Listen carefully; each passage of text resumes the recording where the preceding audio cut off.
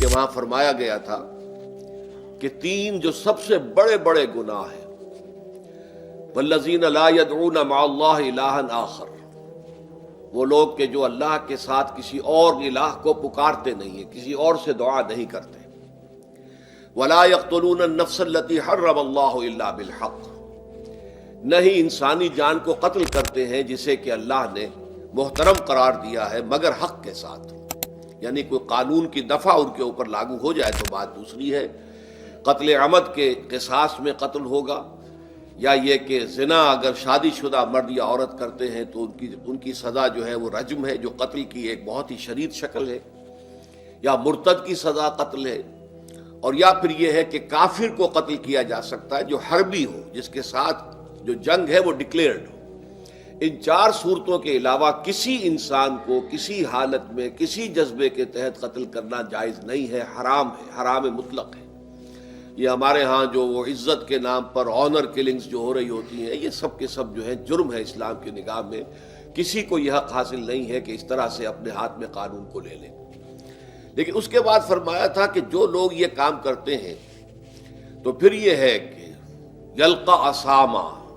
وہ اس کی پاداش بھگت کر رہیں گے۔ یضاعف لہ العذاب یوم القیامہ، ان کے لیے قیامت کے دن عذاب دگنا کر دیا جائے گا، بڑھا دیا جائے گا۔ وَيَخْلُدْ فِيهِ مُهَانًا، اور وہ رہیں گے اس میں ہمیشہ ہمیش نہایت ذلت کے ساتھ، رسوا ہو کر۔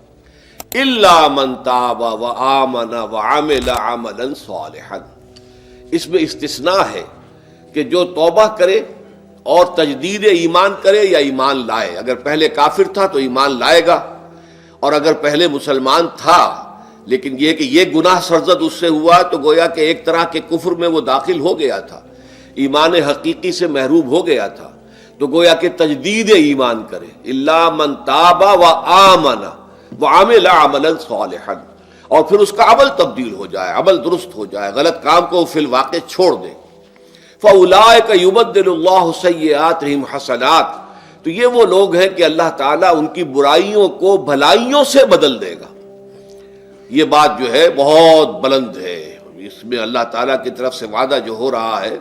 کہ فاولئک یبدل اللہ سیئاتہم حسنات وکان اللہ غفورا رحیما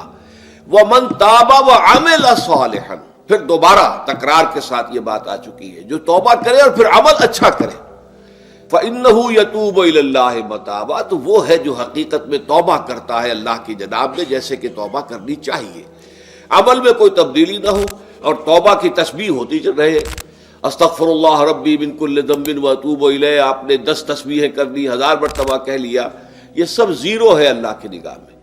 ذکر کا ثواب مل جائے گا کہ اتنا وقت آپ نے اللہ کا نام لیا ہے، اللہ کا ذکر کیا ہے، اس کا ثواب تو ملے گا، لیکن یہ توبہ نہیں ہے، اس سے کسی گناہ کی معافی کا کوئی سوال نہیں ہوتا، اس سے برائیوں کے بھلائیوں میں بدلنے کا کوئی امکان نہیں ہے، اس سے اس کی سزا سے بچنے کی کوئی سبیل نہیں ہے۔ اب سورہ تحریم میں خاص طور پر ایک خاص جو پس منظر ہے اس کے اعتبار سے یہ آیت آ رہی ہے، یا ایھا الذین آمنوا توبوا الی اللہ توبۃ نصوحا، اے وہ لوگوں جو ایمان لائے ہو، اے ایمان کے مدعیوں، دعوے داروں، توبہ کرو اللہ کی جناب میں، لیکن وہ توبہ خالص ہونی چاہیے، توبۃ نصوحا۔ اس سورہ مبارکہ کے پس منظر کو نوٹ کیجئے تو اس میں ایک خطائے اجتہادی کہہ لیجئے حضور سے ہو گئی تھی صلی اللہ علیہ وسلم، اگرچہ وہ خطا جانب خیر میں تھی، اچھے کام کے لیے تھی، برے کام کے لیے نہیں تھی،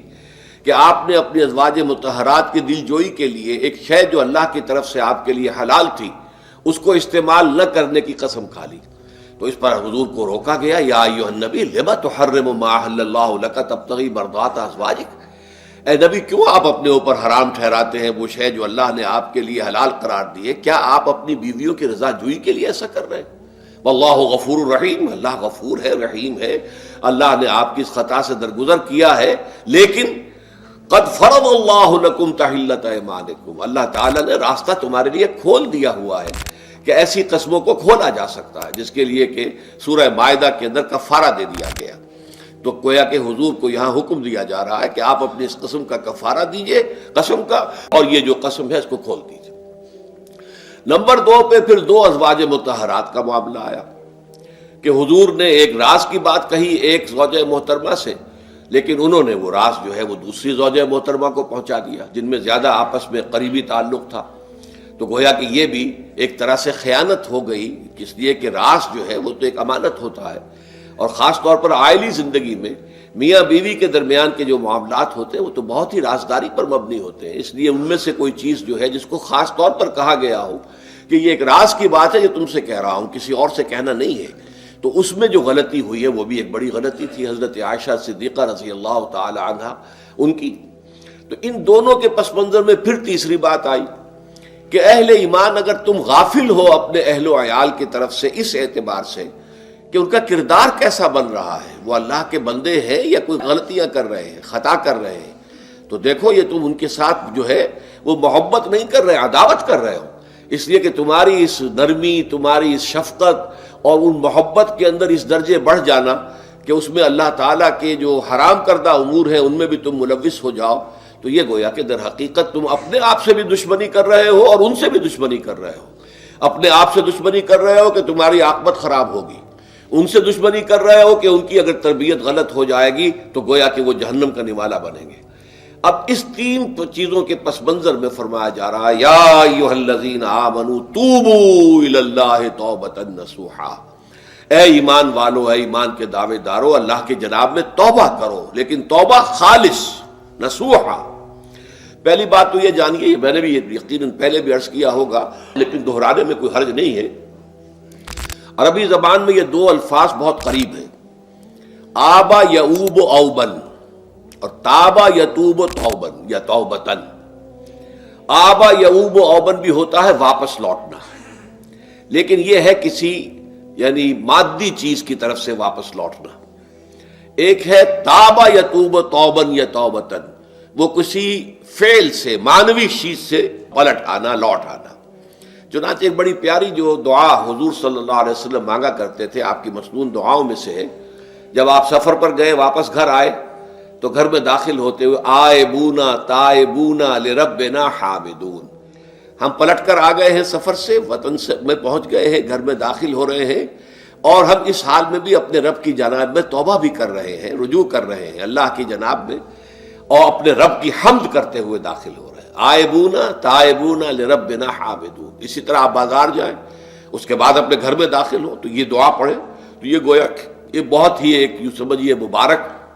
بہت سی اس کے اندر برکات ہوں گی. تو اس میں بھی لفظ آبا یعوب اوبن، تابا یتوب توبن، یہ دونوں کے بہت قریب آ گئے، آئبونا تائبونا لربنا حامدون.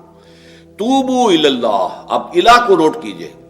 یہ توبہ کا لفظ بھی بہت سے ایسے الفاظ میں سے عربی زبان کے، جیسا کہ اس سے پہلے ہم دیکھ چکے ہیں کہ ایک لفظ ہے رغبہ، رغبہ رغبت جسے اردو میں ہم بولتے ہیں. رغبہ الہ ہوگا تو کسی شے کی طرف رجحان ہونا، اس کی طلب پیدا ہو جانا، اس کی خواہش پیدا ہو جانا. اور رغبہ عن ہوگا تو کسی چیز سے متنفر ہو جانا، دور ہٹ جانا، دور چلے جانا. ورب ایک ہی ہے، پریپوزیشن کی چینج سے بالکل برعکس نتیجہ نکل آیا. ومن رغب عن سنتی فلیس منی، جسے میری سنت پسند نہیں ہے، جو اس سے ہٹتا ہے، پیچھے ہٹتا ہے، اس کو ترک کرتا ہے، اس کا مجھ سے کوئی تعلق نہیں. اسی طرح مالا یمیل و میلن، مالا الہ کسی شے کی طرف مائل ہونا، مالا عن اس شے سے ہٹ جانا، پیچھے ہٹ جانا، نفرت ہو جانا. اسی میں وہ لفظ تھا سا، فقط سقط قلوبکما، تمہارے دل جو ہے وہ تو مائل ہو ہی گئے ہیں. سغا بھی الہ ہوگا تو اس کے معنی کسی شے کی طرف مائل ہو جانا، عن ہوگا تو کسی شے سے متنفر ہو جانا. تو وہاں میں عرض کر چکا تھا لقد سقط قلوبکما، تو اے نبی کی دونوں بیویوں، تمہارے دل تو یقیناً اللہ کی طرف مائل ہو چکے ہیں، توبہ کی طرف مائل ہو چکے ہیں، لیکن زبان سے یہ کہتے ہوئے کہ حضور معاف کر دیجئے غلطی ہو گئی، یہ اس میں ذرا حجاب آ رہا ہے. ظاہر بات ہے شوہر اور بیوی کے درمیان جس طرح کا تعلق ہوتا ہے تو اس میں یہ کہ بسا اوقات اپنی غلطی کو واضح الفاظ میں تسلیم کرنے میں کچھ ہچکچاہٹ سی ہوتی ہے. تو وہ ایک کیفیت تھی کہ تمہارا دل تو مائل ہو چکا ہے، لیکن یہ کہ تم ذرا زبان سے بھی کہو، اقرار کرو. اسی طریقے سے یہ لفظ توبہ ہے، توبہ الہ ہے، کسی کی جناب میں توبہ کرنا. جب اللہ تعالیٰ کی طرف توبہ کا لفظ آئے گا تو توبو الی اللہ توبۃ نصوحا، اللہ کی جناب میں توبہ کرو. اور جب اللہ تعالیٰ توبہ کرتا ہے، یہ لفظ جو ہے دو طرف استعمال ہوتا ہے، تواب بندہ بھی ہے، تواب اللہ بھی ہے. اللہ تواب ہے، بہت توبہ کا قبول کرنے والا، بندہ تواب ہے، بہت زیادہ توبہ کرنے والا۔ وہ حدیث میں آپ کو سنا چکا ہوں، کل بنی آدم خطاؤون وخیر الخطائین التوابون، تمام بنی آدم نہایت خطا کار ہیں، گناہ گار ہیں، غلطیاں ہوتی ہیں، خطائیں ہوتی ہیں، لیکن ان خطا کاروں میں بہتر لوگ وہ ہیں جو بہت توبہ کرنے والے، رجوع کرتے، پلٹتے ہیں، ان میں پشیمانی پیدا ہو جاتی ہے اور وہ اللہ تعالیٰ کی جناب میں رجوع کرتے ہیں، تو وہ تواب ہیں، بہت زیادہ توبہ کرنے والے۔ لیکن اللہ کی جناب میں توبہ جب بندہ کرتا ہے تو وہ الہ آئے گا، تابہ الہ، اس نے توبہ کی اللہ کی جناب میں۔ اللہ توبہ کرتا ہے یعنی اللہ تعالیٰ جو ہے اپنی نظر شفقت اور نظر رحمت جو پھیر دی تھی اس نے کہ ایک بندے نے گناہ کیا ہے، میرے حکم کی جو ہے خلاف ورزی کی ہے، معصیت کا ارتکاب کیا ہے، تو اللہ تعالیٰ اپنی رحمت اور شفقت کی نگاہ اس سے ہٹا لیتا ہے۔ لیکن جب بندہ توبہ کرتا ہے تو پھر اللہ تعالیٰ بھی رجوع فرماتا ہے اور اپنی شفقت اور رحمت اور مغفرت کے ساتھ بندے کی جانب متوجہ ہو جاتا ہے۔ لیکن وہاں تابہ اعلیٰ آئے گا، تم علینا، اے پروردگار ہماری توبہ کو قبول فرما، وہ الہ کے ساتھ آئے گا۔ ہم جب توبہ کریں گے تو وہ الہ کے ساتھ آئے گا۔ تو یہاں فرمایا توبو الی اللہ، اللہ کی جناب میں توبہ کرو، پلٹو، رجوع کرو، اور توبۃ نصوحا، خالص توبہ۔ اس کی جو وضاحت تھوڑی سی میں ابھی کر چکا ہوں کہ خالص توبہ سے مراد کیا ہے۔ یہ نہیں کہ بس توبہ کی ورد ہو رہا ہے اور توبہ جو ہے وہ اس کے کلمات زبان سے ادا کیے جا رہے ہیں۔ بعض لوگ ہیں وہ جو آیت کریمہ ہے اس کا 1.25 لاکھ کا ہو رہا ہے، ورد ہو رہا ہے، کتنا ہو رہا ہے، اس کی تسبیح پڑھ رہے، اس سے کچھ نہیں ہوتا جب تک کہ دل کے اندر گناہ سے نفرت پیدا نہ ہو جائے، حقیقی پشیمانی نہ ہو کہ یہ مجھ سے بہت غلط حرکت سرزد ہوتی رہی ہے، پختہ ارادہ نہ ہو کہ آئندہ یہ کام نہیں کروں گا یا کروں گی، اور یہ کہ بالفعل بھی اس کام کو چھوڑ دے۔ یہ 3 شرطیں کم سے کم ہیں ان چیزوں میں کہ جو حقوق اللہ میں سے، اللہ تعالیٰ کے حقوق، ان میں کوتاہی ہوئی ہے، ان میں غلطی ہوئی ہے، اس میں انسان نے کسی معصیت کا ارتکاب کیا ہے، تو 3 شرطیں۔ حقیقی پشیمانی نمبر 1، جس کے لیے میں نے اقبال کا شعر آپ کو سنایا تھا جو بالکل نوجوانی کے دور میں انہوں نے کہا تھا، اور کسی، اب میں نام بھول رہا ہوں، کوئی بہت بڑے شاعر تھے، استاذ تھے، اساتذہ، استاذ الشعراء، انہوں نے کہا تھا کہ میاں صاحبزادے اس عمر میں، اور یہ شعر اس قدر اونچا شعر ہے کہ موتی سمجھ کے شان کریمی نے چن لیے قطرے جو تھے میرے عرق انفعال کے۔ انفعال کہتے ہیں شرمندگی کو، کہ میں جب شرمندہ ہوا کہ میں اللہ کی جناب میں یہ کیا حرکت کر بیٹھا، تو اس سے میرے پیشانی پر جو پسینے کے قطرے رونما ہوئے، اللہ تعالیٰ نے ان کو موتی سمجھ کے چن لیا۔ اللہ تعالیٰ کو بندے کی توبہ سے اتنی خوشی ہوتی ہے۔ وہ حدیث بھی میں آپ کو سنا چکا ہوں کہ تم اندازہ کرو، ایک شخص ہے کہ جو ایک ریگستان میں لقودق صحرا میں سفر کر رہا تھا، اس کا ایک اونٹ تھا جس پر وہ سفر کر رہا تھا، اسی پر اس کا جو بھی راستے کا کچھ کھانا وانا تھا، خوراک تھی، وہ بھی، اس کی پوٹلیاں بھی تھیں اور پانی کی چھاگل بھی بندھی ہوئی تھی۔ تھوڑی دیر کے لیے وہ ایک درخت کے سائے میں بیٹھ گیا استراحت کے لیے، وہ اسی میں آنکھ لگ گئی اس کی۔ اب جب آنکھ کھلی تو دیکھا کہ اونٹ غائب ہے۔ اب اونٹ گویا کہ اس کی زندگی کا واحد سہارا، کہاں جائے گا اب بغیر اونٹ کے؟ اس دوڑا دائیں بائیں، شمال جنوب مغرب مشرق، سب میں کہیں جہاں تک وہ کر سکتا تھا اسے کہیں اونٹ نظر نہیں آیا۔ تو پھر وہ اسی درخت کی سائے میں آ کر بیٹھ جاتا ہے موت کے انتظار میں کہ اب تو موت ہی آئے گی، نہ کھانے کو کچھ، نہ پینے کو پانی، نہ سواری کہ میں کہیں یہاں سے نکل سکوں۔ اچانک دیکھتا ہے کہ وہ اونٹ تو کھڑا ہوا ہے اور وہ سامان بھی موجود ہے۔ تو اس میں فرط مسرت کی وجہ سے خوشی اتنی شدید ہوتی ہے اسے کہ وہ کہنا تو یہ چاہتا ہے اے اللہ میں تیرا بندہ ہوں، تو میرا رب ہے، لیکن وہ کہہ یہ بیٹھتا ہے اے اللہ میں تیرا رب ہوں، تو میرا بندہ ہے۔ یعنی اتنا وہ اپنے اس میں حواس کھو بیٹھتا ہے خوشی کی وجہ سے۔ اتنی ہی خوشی ہوتی ہے اللہ تعالیٰ کو اپنے کسی گناہ گار بندے کی توبہ سے۔ اب آپ اندازہ کیجئے، یہ ہے جو تشبیہ حضور صلی اللہ علیہ وسلم نے توبہ کی عظمت کے لیے بیان کی۔ تو اس کے حوالے سے، اور میں آپ کو فلسفے کے طور پر بھی بتا چکا ہوں کہ بہت بڑی غلطی جو ہے، جیسے ان دونوں صورتوں کا جو مرکزی مضمون میں نے بتایا تھا کہ خاندانی زندگی میں 2 انتہائی کیفیات پیدا ہوتی ہیں، یا میاں بیوی کی موافقت نہیں ہو رہی تو آخری حد ہے طلاق، یا یہ ہے کہ اتنی محبت ہو گئی ہے کہ محبت کی وجہ سے شریعت کی حدود کے اندر رد و بدل ہو رہا ہے۔ تو پہلے کے موضوع کے اوپر سورہ طلاق ہے اور دوسرے موضوع کے اوپر سورہ تحریم ہے۔ تو طلاق کے معاملے میں بھی عیسائیوں سے جو بہت زیادہ غلطی، بہت بڑی سرزد ہوئی، وہ یہ ہے کہ حضرت عیسیٰ نے یہ فرمایا تھا کہ جو شخص اپنی بیوی کو طلاق دیتا ہے گویا کہ ناحق، وہ گویا کہ اس سے زنا کرواتا ہے، یعنی یہ کہ طلاق ہو گیا اس کو، اب وہ بیچاری جو ہے وہ بے شوہر کے ہے، عام طور پر مطلقہ سے کوئی شادی نہیں کرتا، تو اب اس کے فتنے میں مبتلا ہونے کا امکان موجود ہے، وہ زناکاری پر آمادہ ہو سکتی ہے۔ تو جس شخص نے اسے غلط طلاق دی تھی در حقیقت وہ ذمہ دار ہوگا اس زناکاری کا جو وہ کر رہی ہے۔ یہ اصل میں ایک اخلاقی تعلیم تھی جس کو کہ انہوں نے قانونی سمجھ لیا اور طلاق کا دروازہ بند کر دیا، حالانکہ شریعت موسوی میں طلاق کا راستہ کھلا تھا جیسے شریعت محمدی میں، کہ اگر کوئی صورت ایسی ہے کہ مزاج نہیں مل رہا ہے تو ٹھیک ہے، علیحدہ ہو جاؤ، سیپریشن کا راستہ کھلا ہوا ہے۔ اگرچہ اللہ کو حلال چیزوں میں سب سے زیادہ ناپسند طلاق ہے، اللہ چاہتا یہی ہے کہ یہ بندھن بندھ جائے تو بندھا رہے ساری عمر، لیکن یہ کہ یہ بھی نہیں ہے کہ گھر کے اندر چخ چخ ہوتی رہے، چپکلش چلتی رہے، گھر کے اندر چین نہ رہے، راحت نہ رہے، باہمی اعتماد نہ ہو اور پھر بھی وہ بندھن بندھا رکھا جائے، اس کا کوئی فائدہ نہیں۔ تو قانون وہ تھا لیکن اخلاقی تعلیم یہ تھی، جیسے حضور نے فرمایا ابغض الحلال عند اللہ الطلاق، لیکن ساتھ ہی میں نے وہ حدیث بھی آپ کو سنا دی کہ جو شخص اپنی بیوی کی جو بھی اس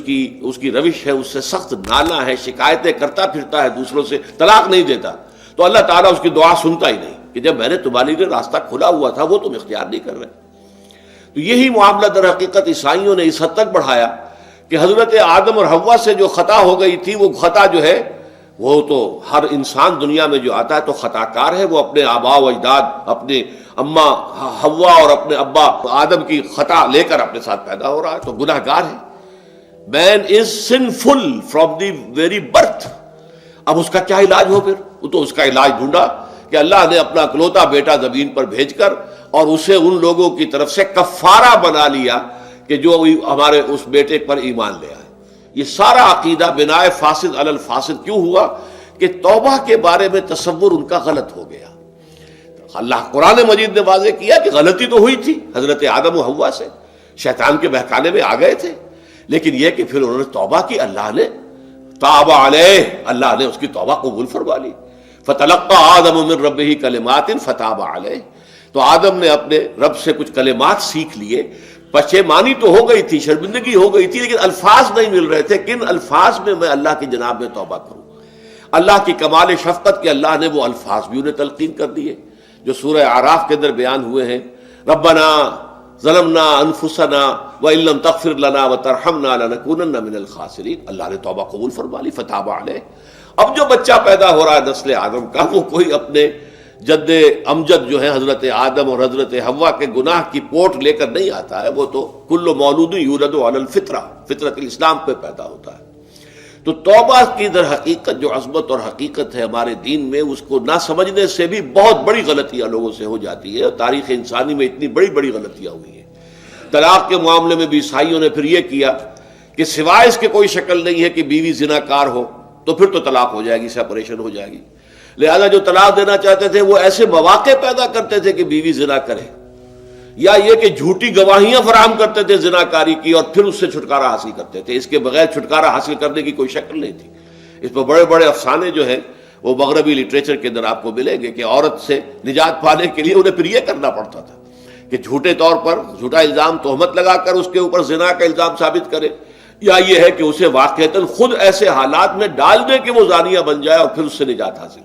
یہ گویا کہ پھر وہی بناء فاسد علی الفاسد، ایک غلط بات کے اوپر دوسری غلط بات کا علم۔ تو توبوا الی اللہ توبۃ نصوحا، توبہ کرو اللہ کی جناب میں جو کہ خالص توبہ ہو۔ خالص توبہ میں 3 شرائط میں نے بیان کر دی کہ اگر اللہ کے حقوق میں معاملے میں کبھی بیشی ہوئی ہے تو پھر یہ ہے کہ پشیمانی حقیقی، عزم مصمم دوبارہ نہیں کروں گا نہ کروں گی، اور نمبر 3 یہ کہ ایک مرتبہ اس گناہ کو لازماً چھوڑ دینا۔ اس کے بعد جو ہے اگر یہ حقوق العباد میں سے ہے تو ایک چوتھی اضافی شرط ہے، یا تو اس کی تلافی کرو، اس کا پیسہ مارا تھا تو پیسہ دو،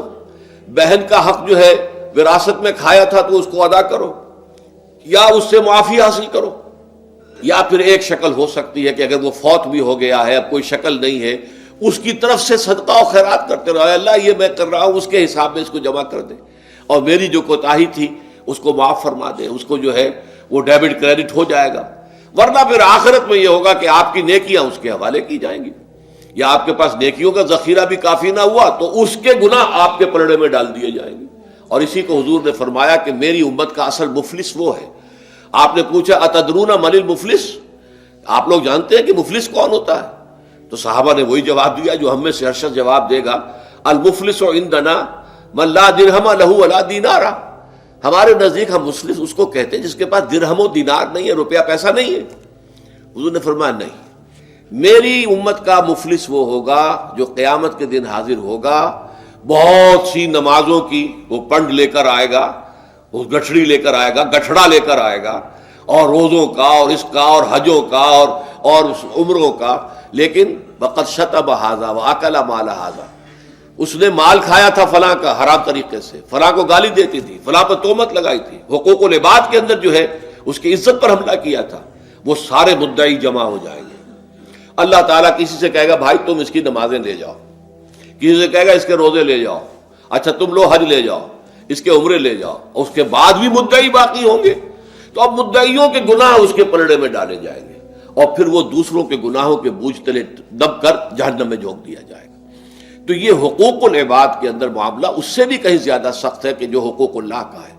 اللہ تو بڑا غفور ہے، رحیم ہے، اس کے اندر وہ رعایت بھی کرے گا، لیکن حقوق العباد کا معاملہ اللہ کہہ دے گا یہ میرا معاملہ ہے ہی نہیں، یہ تمہارا آپس کا معاملہ ہے، تمہیں اس میں تو جو بھی ہے لین دین کر کے ہی معاملہ چکانا ہوگا، دے دے کر معاملہ ہوگا، اس کے بغیر نہیں۔ تو توبوا الی اللہ توبۃ نصوحا عسى ربکم ان یکفر عنکم سیئاتکم، عین ممکن ہے، عسا اصل میں امید دلانے کے لیے ہوتا ہے، شاید کہ ایسا ہو جائے، لیکن جب اللہ کی طرف سے یہ لفظ آتا ہے تو یہ یقینی معنی، یقینی وعدے، اللہ کا وعدہ ہے، اگر تم یہ توبہ نصوح کرو گے تو اللہ کا وعدہ ہے تم سے کہ وہ تم سے تمہاری برائیوں کو دور کر دے گا۔ یہ تکفیر کے لفظ کو بھی سمجھ لیجئے،